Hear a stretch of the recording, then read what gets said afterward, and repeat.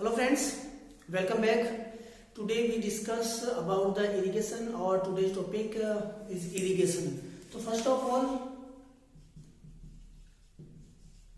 irrigation किसे कहा जाता है तो ये अपने को देखना है। तो देखो irrigation क्या होगा, जो भी आर्टिफिशियली जो वाटर अपन जो क्रॉप्स को प्रोवाइड करवाते हैं वो क्या कहलाता है आपके इरिगेशन। तो देखो यहाँ पर डेफिनेशन होगी वो क्या हो जाएगी आपकी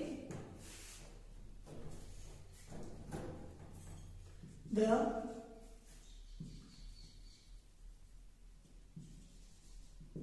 artificial application of water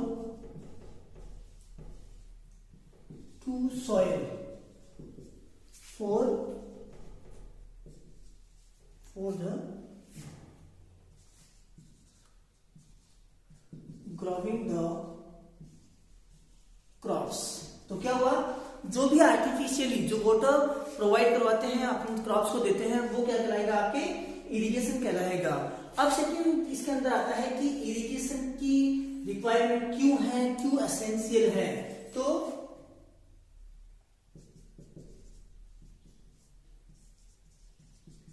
importance of irrigation.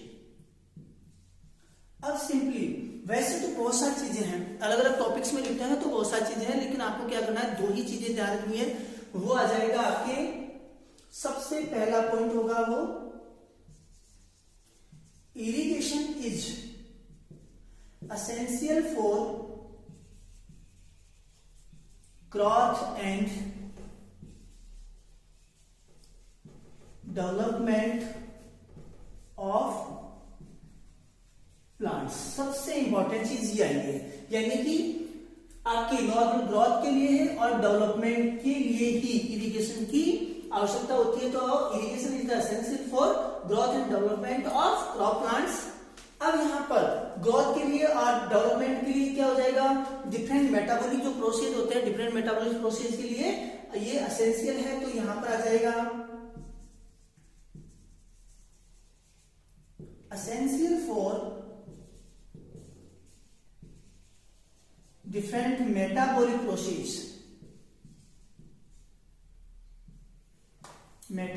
process और दूसरा अपन कह सकते हैं it maintains the turgidity of cells।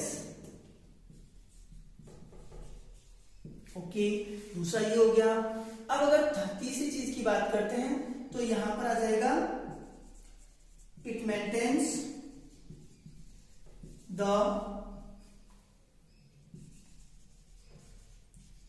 Temperature of the cells कह दो या प्लांट्स कह सकते हैं, जितने भी प्लांट पार्ट्स होते हैं उनके अंदर आपके जो टेम्परेचर है उसको मेंटेन करने का काम भी कौन करता है, इरिगेशन। और इसके बाद में एक और आता है आपके एब्जॉर्प्शन ऑफ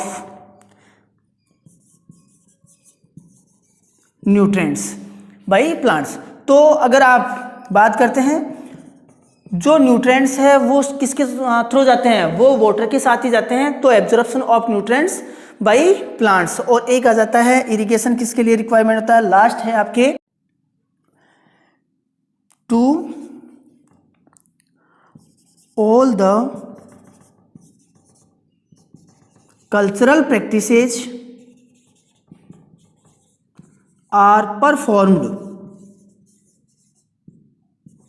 परफॉर्म्ड स्मूथली। यानी कि जितनी भी कल्चरल प्रैक्टिसेज है वो स्मूथली अपन। देखो बात करते हैं अपन सोर्स ऑफ इरिगेशन।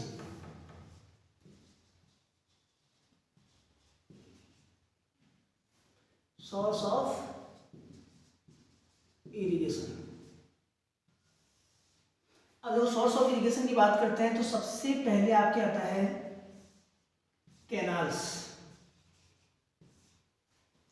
कैनाल्स और कैनाल्स के अंदर क्या इंपॉर्टेंट चीजें हैं वो देख लेते हैं अपन। तो कैनाल्स के अंदर अपने आ जाएगा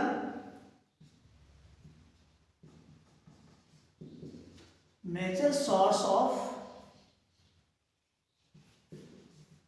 इरिगेशन इन इंडिया, यानी कि भारत में सबसे ज्यादा सिंचाई किसके द्वारा की जाती है? भारत में सबसे ज्यादा सिंचाई होती है वो किसके द्वारा होती है? आपके कैनाल्स के द्वारा ही होती है। इसके बाद में बात करते हैं अपन सेकेंड वन इज, दूसरा यहाँ पर ये भी देख लेते हैं कि राजस्थान में, in Rajasthan Ganganagar, Hanumangarh,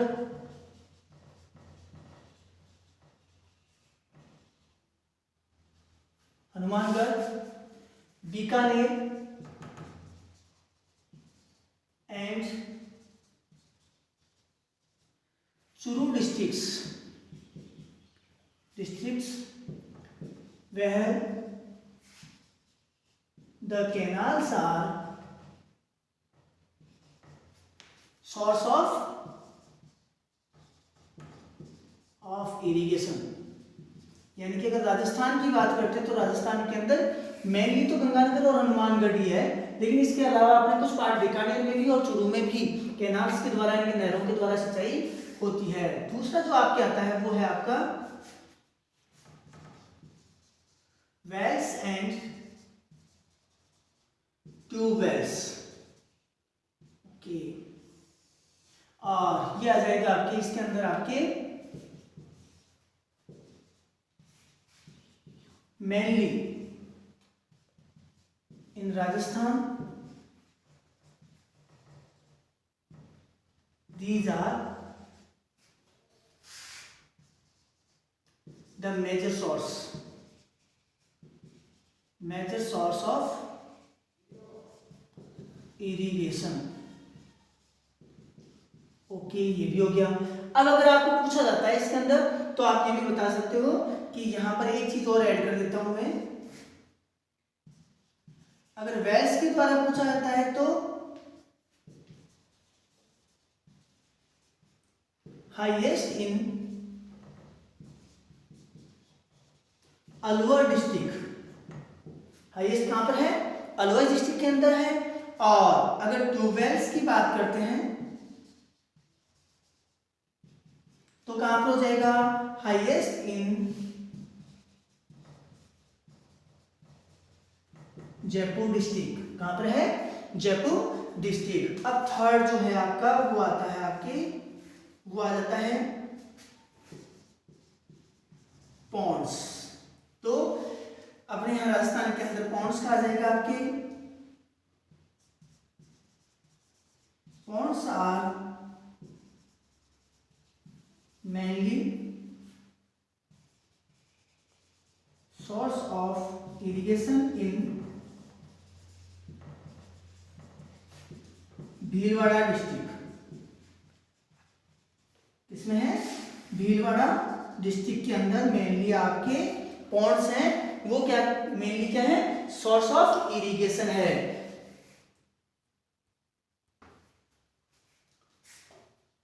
source of irrigation के बाद में आता है आपके अगला टॉपिक है वो है आपका इरिगेशन शेड्यूलिंग। अब देखो इरिगेशन शेड्यूलिंग क्या है? इरिगेशन शेड्यूलिंग का अर्थ होता है निर्धारण। तो अपने को ये पता करना कितनी सिंचाइयां करनी है और कब करनी है, वही क्या कहलाता है? आपका इरिगेशन शेड्यूलिंग कहलाता है। तो क्या आ जाएगा? The process of determine the important है number of irrigations and the stages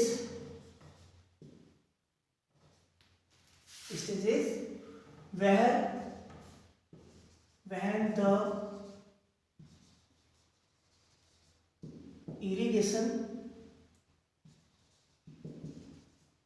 given, उसको क्या कहा जाता है आपके? तो एक तो हो गया नंबर ऑफ इरिगेशंस और एक आपके कब दी जाती है, तो आपके बहन कब दी जानी है, तो आपका क्या हो जाएगा, दो चीजें, इरिगेशन शेड्यूलिंग का अर्थ हो गया नंबर ऑफ इरिगेशन कितनी देनी है और कब देनी है, उसी को कहा जाता है इरिगेशन शेड्यूलिंग। अब आता है methods of irrigation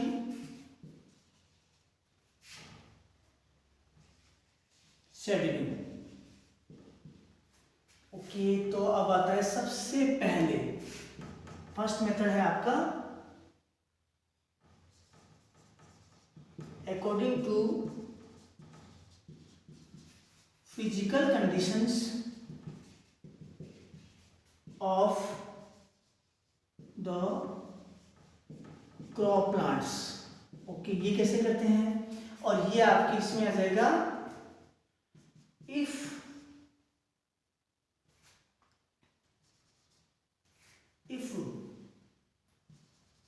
on the morning, if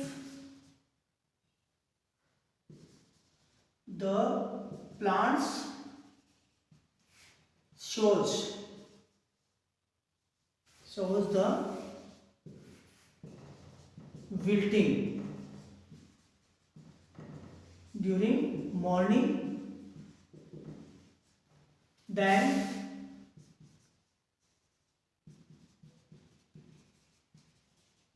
irrigation should be given। इसका अर्थ ये हो जाएगा कि अगर मॉर्निंग के समय, हालांकि दोपहर में पौधे मुरझाने विल्टिंग शो करते हैं, लेकिन अपने को क्या करना है, ध्यान रखना है, मॉर्निंग के समय अगर विल्टिंग शो कर रहे हैं तो इट मींस उसमें अपने को सिंचाई करना आवश्यक है। सेकंड मेथड है आपका टेम्परेचर ऑफ लीव्स, इसके द्वारा भी कर सकते हैं। अब यहाँ जो क्वेश्चन पूछा आता है वो है आपके जो पत्तियां हैं, लीव्स हैं, उनका टेम्परेचर किससे मापते हैं, तो यहाँ पर infrared thermometer is used for measuring the temperature of leaves। तीसरा जो मेथड आएगा वो आ जाएगा on the basis of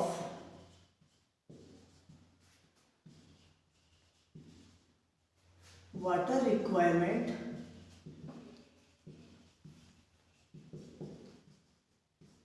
of crops।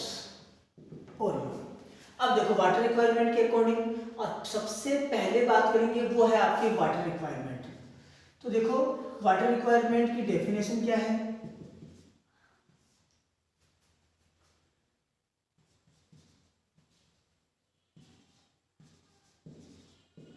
water requirement is the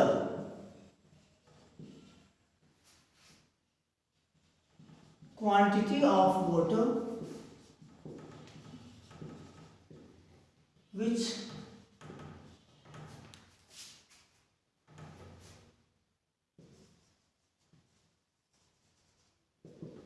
essential for the normal growth and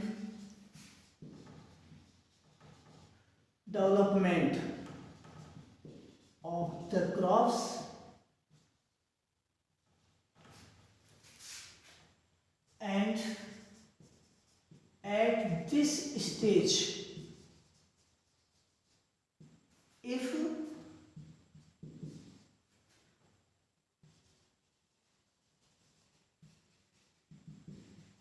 irrigation is not given, then the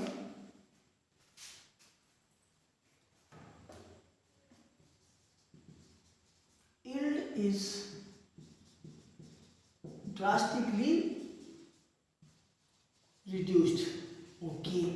इसका अर्थ क्या हुआ कि ये वो स्टेज है वाटर की जो डिफरेंट स्टेजेस हैं, यानी कि जो ग्रोथ एंड डेवलपमेंट की स्टेजेस हैं, वहां पर जितने वाटर क्वांटिटी ऑफ वाटर, कितने पानी की आवश्यकता होती है, अगर वो पानी वहां पर नहीं दिया जाता है तो जो यील्ड है उसके अंदर बहुत ज्यादा हानि होती है। उसी को क्या कहा जाता है, वाटर रिक्वायरमेंट ऑफ क्रॉप्स कहा जाता है।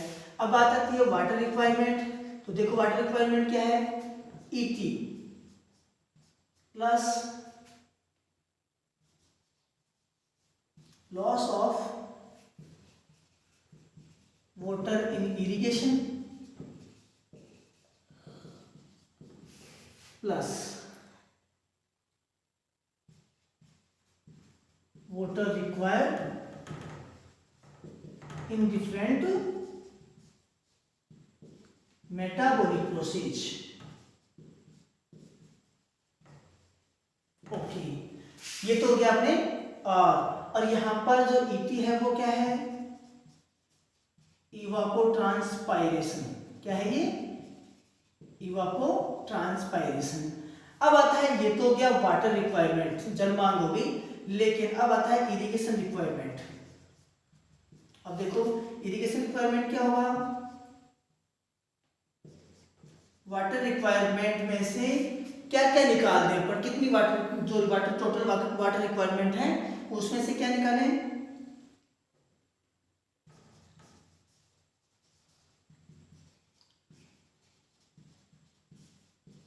effective rainfall plus moisture present in soil, moisture present in soil। तो ये हो जाएगा आपके वाटर रिक्वायरमेंट में से। अगर इफेक्टिव रेनफॉल और मॉइस्चर प्रेजेंट इन सॉइल दोनों को निकाल देते हैं तो ये क्या हो जाएगा आपके इरिगेशन रिक्वायरमेंट। लेकिन वाटर रिक्वायरमेंट क्या होगा आपके 80 और आयन की इवापोट्रांसपायरेशन, जितना वाटर आपके इरिगेशन में लॉस हो रहा है और जितना वाटर आपके मेटाबॉलिक प्रोसेस के अंदर रिक्वायर हो रहा है वो आपके क्या कहलाएगा, वो वाटर रिक्वायरमेंट कहलाएगा। अब बात आती है डिफरेंट क्रॉप्स की जो वाटर रिक्वायरमेंट है, वो वाटर रिक्वायरमेंट कितनी है। तो देखो बहुत ही इंपॉर्टेंट है, यहां पर ध्यान रखना है, water requirement of different crops. ये लो बहुत ही इंपॉर्टेंट है, एग्जाम में क्वेश्चन जरूर आता है। तो देखो सबसे पहले बात करते हैं अपन यहाँ पे पैडी की। यस, अपने हाईएस्ट से शुरू करते हैं, तो हाईएस्ट से शुरू करेंगे। तो आप क्या कीजिए, यहां पर सबसे पहले लिख लो शुगर केन, फिर इसके बाद में आ जाएगा आपके पैडी। ओके, ये हो गया आपके। फिर आ जाएगा आपका कॉटन, फिर आ जाएगा आपका मेज। ठीक है, फिर आप जाएंगे अपन देखेंगे इसके अंदर अपने। तो यहां पर सबसे पहले शुगर केन की बात करते हैं। तो शुगर केन के अंदर है आपके 1500 टू 2500 mm। ओके, ये हो गया। इसके बाद में पैडी की बात करते हैं तो 900 टू 2500 mm। तो ये तो हो गया आपके हाईएस्ट वाटर रिक्वायरमेंट।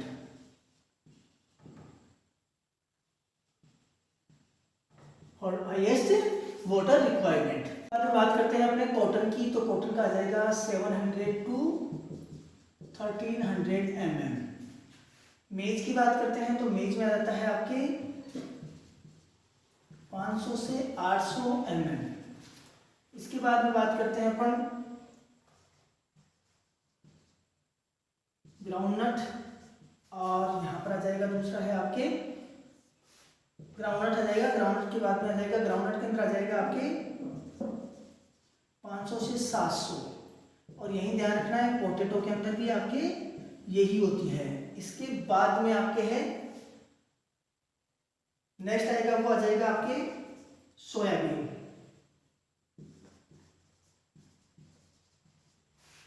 सोयाबीन के अंदर आ जाएगा आपके 450 से ये हो जाएगा आपके 700 mm। और इसके इसके बाद में आता है आपका वीट, वीट के साथ में आएगा आपका सोरगम, और इसमें हो जाता है आपके 450 to 650 mm। अब इसके बाद में अगर बात करते हैं अपन बार्ले और पर्ल मिलेट की, तो बार्ले और पर्ल मिलेट की बात करते हैं तो 250 to 300 mm हो जाता है। अगर बात करते हैं अपने सीशियम की, तो सीशियम के अंदर आ जाएगा आपके 200 to 250 mm। बहुत ही इंपॉर्टेंट है, सबसे ज्यादा हाईएस्ट वाटर रिक्वायरमेंट होती है वो किसकी है, वो शुगर केन की है, उसके बाद में पैडी की है। और अगर आपको पूछा जाता है पर डे कहा जाता है या highest water requirement on the basis of unit time, इकाई समय में, यूनिट टाइम के अंदर हाईएस्ट वाटर रिक्वायरमेंट वो क्या है, किसकी है आपके, वो पेडी की। तो ये हो गई आपके। और अगर और याद रखना है तो आपको ध्यान रखना है यहाँ पर जितनी भी क्रॉप्स हैं उनको आपको क्या करना है, जो ड्राई एरियाज में बोई जाती हैं उनके लिए, सबके लिए कितना हो जाता है 250 to 300। अब इसके बाद में जो नेक्स्ट है ऑन द बेसिस ऑफ, ये तो था वाटर रिक्वायरमेंट के अकॉर्डिंग, और इसके बाद में अपन बात करेंगे वो है आपका क्रिटिकल स्टेजेज। तो आ जाएगा आपके 4th number according to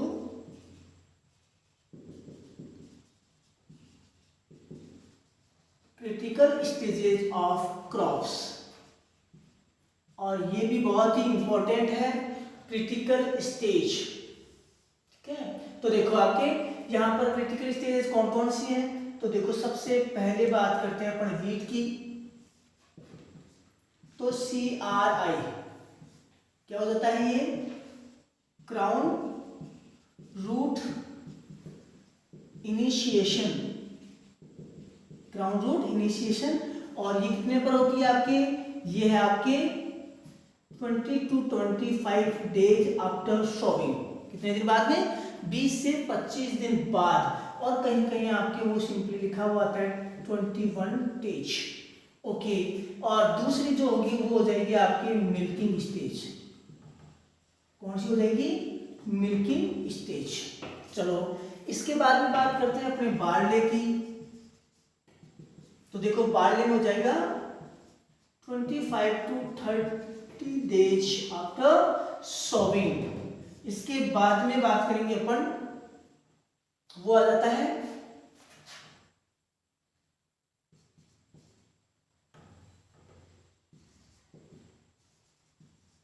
sugar cane.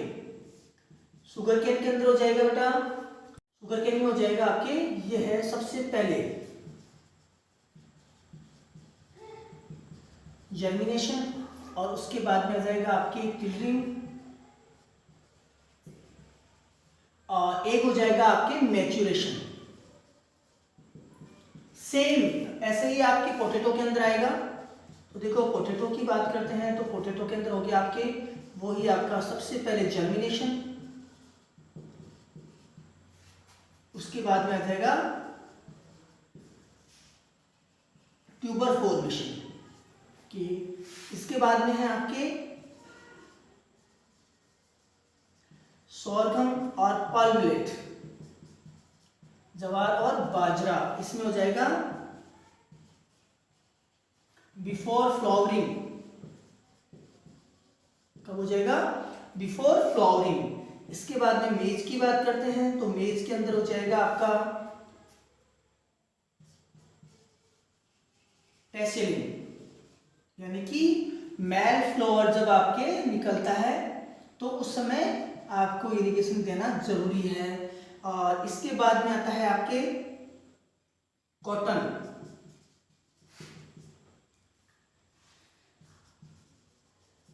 Growth and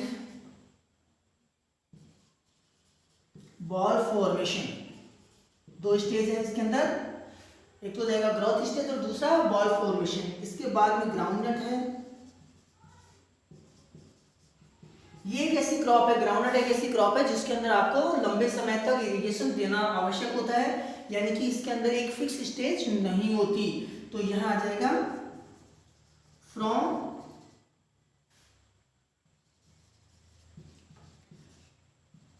padding to pod formation. Okay, अब बात आती है, देखो सबसे इंपॉर्टेंट चीज जो आपको याद रखनी है, क्योंकि इस बात यहाँ पर जो क्रिटिकल स्टेजेस हैं वो डिफरेंट क्रॉप्स के अपन याद कर लेते हैं जिनके अंदर स्पेसिफिक होती हैं, लेकिन अब जो बाकी की जितनी भी क्रॉप्स हैं उनके अंदर कैसे याद करना है वो आपको मैं बता देता हूँ। तो देखो मैंने कुछ क्रॉप्स के नाम लिख रहा हूँ यहाँ पर। सबसे पहले आता है आपके ग्राम, mustard,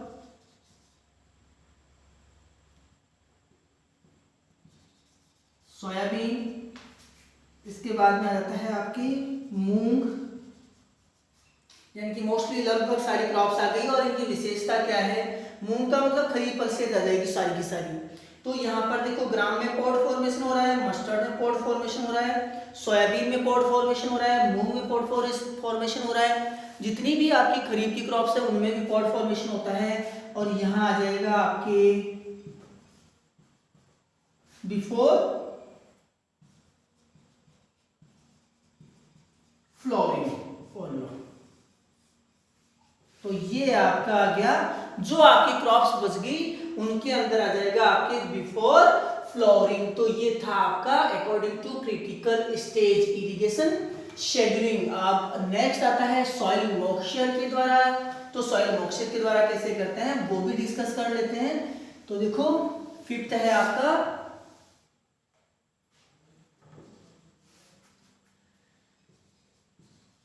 based on soil moisture.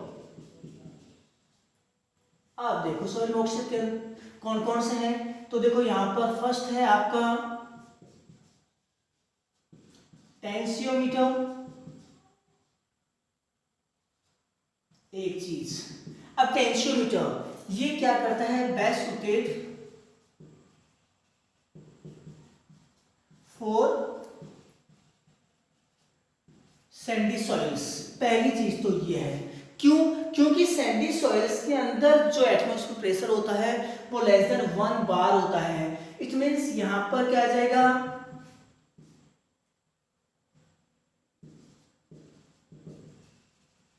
Suitable for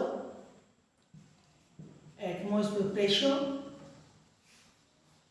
less than 0.85 bar. Okay, ये भी हो गया। अब ये भी लिख सकते हैं not suitable for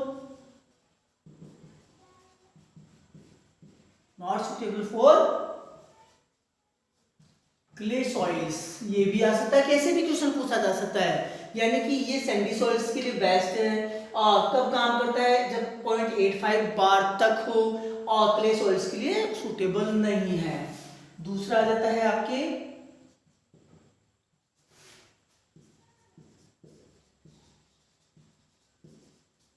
gypsum block, और ये आ जाता है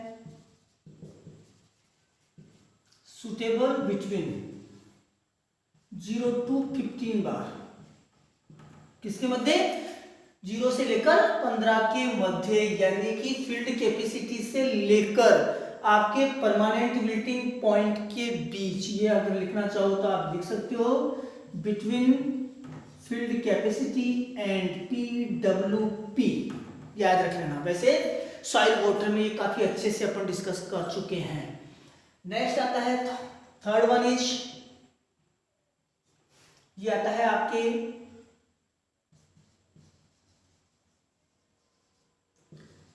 प्रेशर मेम्ब्रेन, प्रेशर प्लेट कह सकते हैं या प्रेशर मेम्ब्रेन कह सकते हैं। तो यहां पर आ जाएगा आपके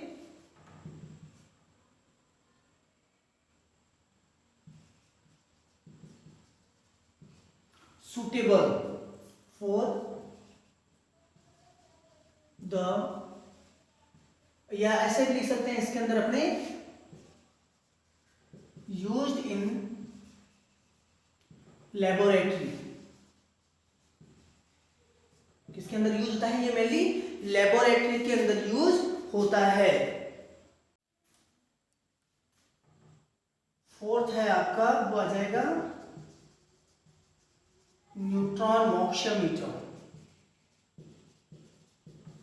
ओके, न्यूट्रॉन मोक्शोमीटर, और ये आ जाएगा आपके बेस्ट सुटेबल फॉर फील्ड। अगर आपको फील्ड के अंदर अपने को सॉइल मॉइस्चर देखना है तो बेस्ट सुटेबल कौन सा है, न्यूट्रॉन मोक्शोमीटर। तो देखो टेंशियोमीटर किसके लिए हो गया, सैंडी सॉइल के लिए हो गया, वो क्ले सॉइल के लिए सुटेबल नहीं है। जिप्सम लोग, यहां पर आप ये भी कह सकते हो एक चीज, not suitable for the saline soils, not suitable for saline soils। तो ये हो गया आपने जो पांचवा पॉइंट है based on soil moisture. Next जो आता है लास्ट पॉइंट जो इरिगेशन शेड्यूलिंग का है, वो है आपका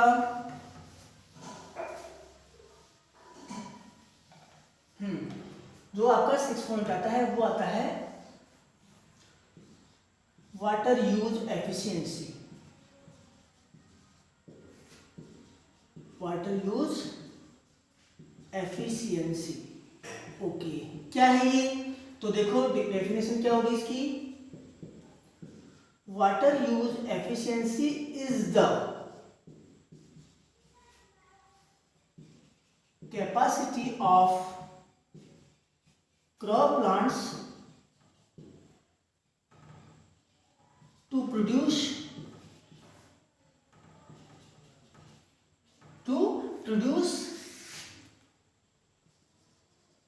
dry matter from per unit water used। Okay, ये हो गया अपने कि किसी भी क्रॉप प्लांट की वाटर यूज एफिशिएंसी क्या होगी कि वो पर यूनिट वाटर जितना यूज करता है उससे कितना ड्राई मैटर वो प्रोड्यूस करता है, वो क्या कहलाएगा, आपके वाटर यूज एफिशिएंसी होगी।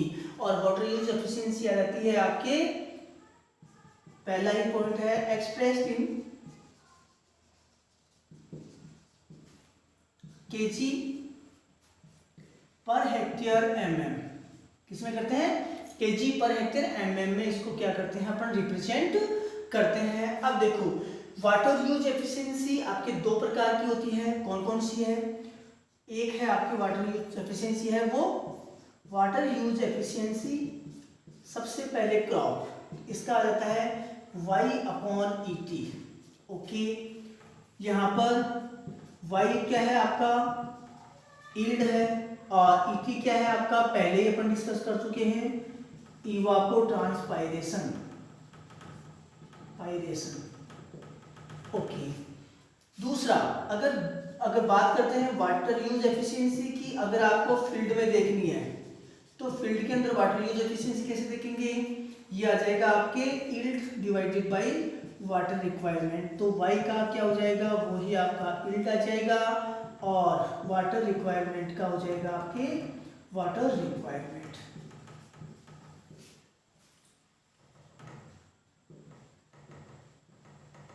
ओके, ये हो गया। अब बात आती है water requirement of different crops, water use efficiency of different crops. तो देखो क्या क्या है, कौन कौन सी हैं। सबसे पहले बात करते हैं अपन रागी, इसकी होती है आपके कितनी हो जाएगी 13.4। इसके बाद में आ जाता है आपका वीट, और ये हो जाता है आपकी 12.6, आपके लिखा हुआ है केजी पर हेक्टेयर mm। इसके बाद में आता है आपके सॉर्गम, ये इसका है आपका 9, पल्मलेट इसका है आपके 8, पेडी इसका है आपके 3.7। अब देखो highest water use efficiency, highest water use efficiency किसकी है, वो है रागी की। और लोवेस्ट किसकी है, लोवेस्ट वाटर यूज एफिशिएंसी होगी वो पेडी की।